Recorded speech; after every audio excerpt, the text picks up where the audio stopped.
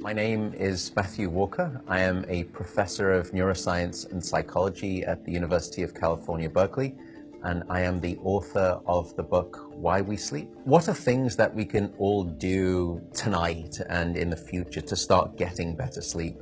Well, beyond carving out a non-negotiable 8-hour sleep opportunity, there are probably at least 5 things that we can do. The first is that we have to try and maintain regularity. And if there's one thing that you take away from this, it would be going to bed at the same time and waking up at the same time, no matter whether it's the weekday or the weekend. Even if you've had a bad night of sleep, still wake up at the same time of day and reset.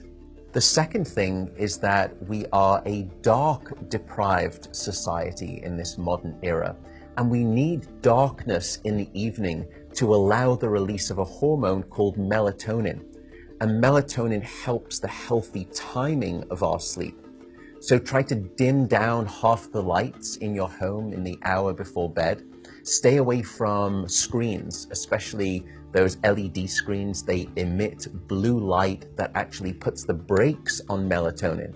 And those blue light emitting devices fool your brain into thinking that it's still daytime, even though it's nighttime and you want to get to sleep. The third key ingredient is to keep it cool.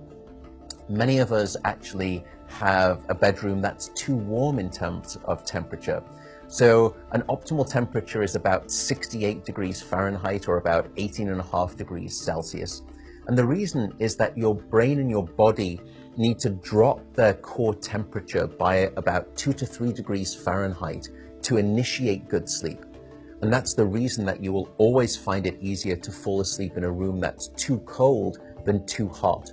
So having a cool room actually takes your brain and body in the right temperature direction to get good sleep. The fourth critical factor is actually avoiding alcohol and caffeine.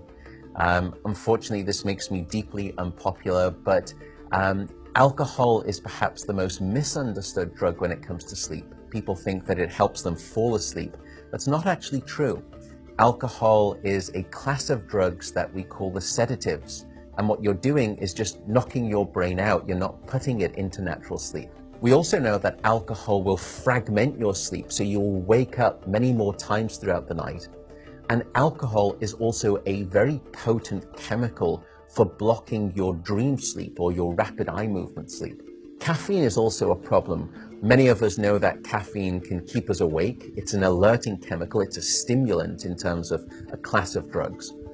But few people know that even if you can have a cup of coffee after dinner and you fall asleep fine and maybe you stay asleep, the depth of the deep sleep that you have when there is caffeine within your brain isn't as deep as when you have abstained from that cup of coffee after dinner.